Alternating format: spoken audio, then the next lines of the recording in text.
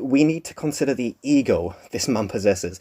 And ego is just the most unflattering aspect of a person. And yet, to be advancing on a female colleague in a workplace environment who is young enough to be your granddaughter, to be even attempting this, we can observe that this man has a ridiculously inflated ego. He feels that life owes him something, only concerned with himself and not the young female that he is unequivocally affecting.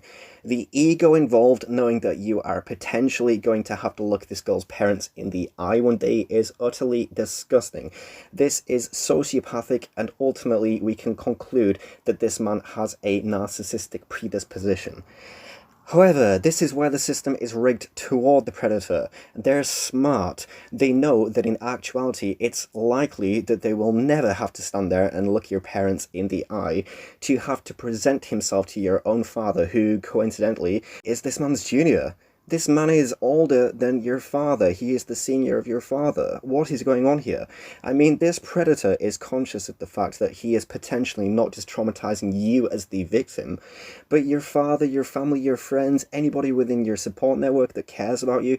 As I say, they're smart. They consider the overwhelmingly likely eventuality that your parents do not accept or validate your relationship with him, and that as a result of this, you'll be inclined to defend your relationship and isolate yourself from your family and support network who are not validating you and this relationship.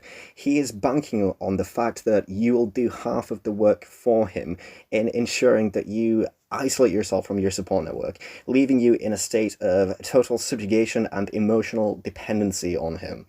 These men clearly did not care that by advancing on you and subsequently hoping to get involved with you on a physical and emotional level, that they are potentially destroying an entire family dynamic, that they are severing friendships, that they are potentially presenting this young female with an unnecessary adversity, stress, social and emotional instability to overcome at such a tender age in their emotional development as a young adult. From this, we can conclude that despite curating this relationship with you on the pretense of an emotional connection, that he loves you, in actuality, he advanced upon you based on nothing other than your appearance and the physical attributes that are inherent with your age. He loved the idea of being with you, not you as a three-dimensional person.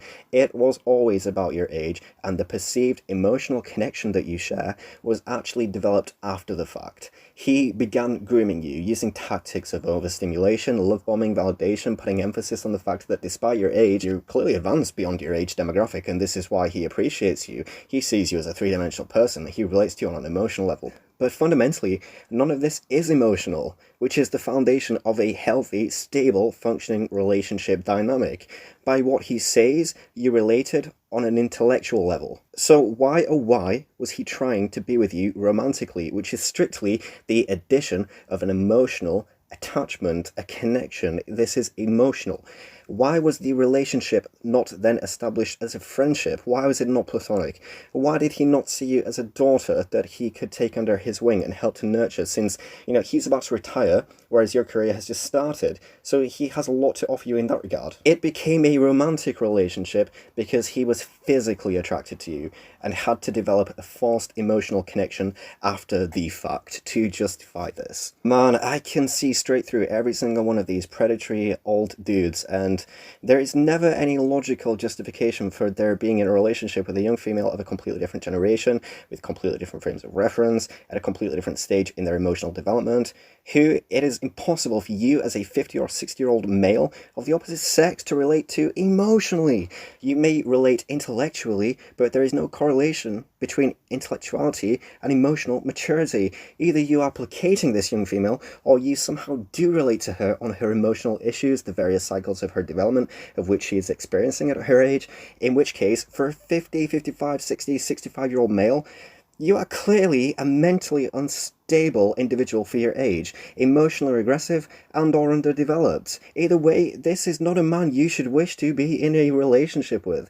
You are currently unable to efficiently address your own issues. How on earth do you have the capacity to be able to deal with his issues, the issues of a man older than your father? You shouldn't have to be dealing with his issues. He's the one who fucking presented them to you by allowing you to enter a relationship with him. I mean, lastly, do you relate to your parents emotionally? No, you do not. So how is it possible that you are relating to a man of the same age, perhaps even older than your parents? There is something not right happening here. This is basic psychology. Everything I've just said is based on genuine psychoanalytical studies, sociological studies. It's called logic, whereas love is famously a concept, and an illogical one at that. So you cannot use an illogical concept to justify the illogical relationship that you have. You know, love doesn't judge. We're in love. You cannot help who you fall in love with. Yes, you fucking can. Because you know right, you know wrong. Or at least he does. He definitely does. He does.